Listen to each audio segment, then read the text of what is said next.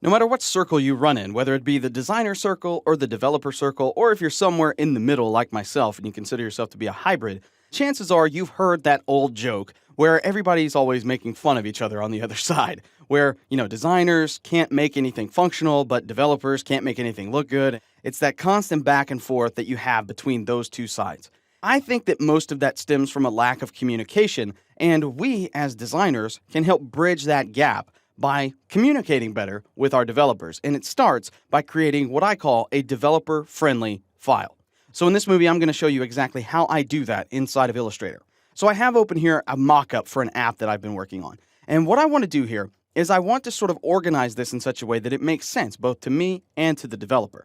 But in order to do that, I have to do some serious rearranging, grouping, and renaming. For the most part, we're going to be working inside of the Layers panel. If you don't have the Layers panel out on your screen, it's most likely docked somewhere over here if you followed along with the workspace tutorial earlier. So just go ahead and open that up so that it's on screen. And I'll just keep mine on screen like this so you can see it. And so basically what we want to do is start to go through here, and we want to group like objects together first and foremost. So I'm going to come through, and I'm just going to select something like Order Now and the green background behind it, and we're going to group it with Command G. Same thing for the View menu over here, Command G. For the logo elements, I'll select all of these. That's the text, the two green bars, the word Parmigianos, and also the hat, which looks like this. And so we'll group all of those together. And then the background should be all by itself. That's good. And the background should stand alone on its own. Good. So I've already cleaned up a lot because I've got all these groups over here. And so what I'm going to do now is go through and rename the groups. So in this case, this top one right here, the red button, that's going to be the View_BTN.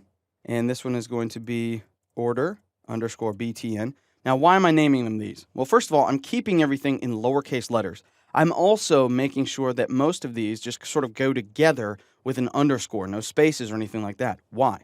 Because when a developer is creating something called CSS classes, these are the general names that he can use for those CSS classes. And the same thing for this right here. Let's just go ahead and double click. And I'm going to call this logo .png. That way he knows that that's the file format that I want this image saved out as.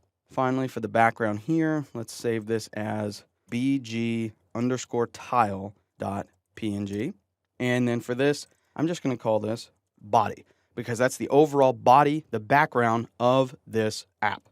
And so what we're going to do is now we're going to start developing a layer structure that helps this along. So what I'm going to do now is I'm going to create a new layer here, layer 2. And we're going to call this header. I'm going to create a new layer here, and we're going to call this footer. I'm going to create, actually, no, we're not going to create another layer. We're just going to rename layer 1. We're going to name this one content.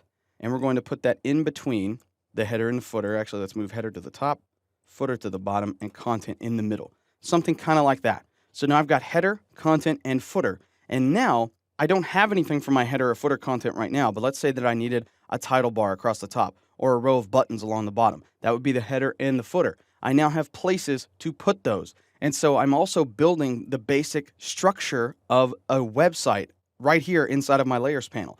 So for instance, if you were building a blog rendering or something like that, a header, a footer, a content area. You could also build out a layer for a sidebar. You could build out layers for something like a slider. Anytime you have a big block of content, I think that that big block of content deserves to be on its own layer. And you name these things in such a way that it's easy for the developer to understand exactly what they are and where they should go. Then inside of the layer, you work on grouping like objects together, things that are going to be one single piece on the website or inside of the application, and you name those according to what you want them to be. In most cases, things like rectangles and text can be recreated with simple HTML and CSS. So you just have to give them names that are relatively similar to what a developer would write inside of a CSS or HTML document. Certain things can't be produced in HTML and CSS. This graphic, for instance. So you want to name that something like .png, so the developer knows exactly what file format you would want that particular image to be in. And that's all going to come with time. You're going to learn exactly what that means, when you need to use it, how that works over time. But you have to learn the basics of some of these things like CSS and HTML in order to understand exactly what your developer is needing from you. Now, if you're a coder already, you know all of this stuff. I'm just giving you a mechanism to make yourself a little bit more organized. However, if you're just getting started and you're trying to learn all of this stuff, then my suggestion is to reach out to a developer or go onto lynda.com and find some of our web design fundamentals courses, learn some of this terminology, and then use that terminology to help you better organize your files. It'll make it a much easier experience for you and also a much more enjoyable experience for you and whomever you're working with.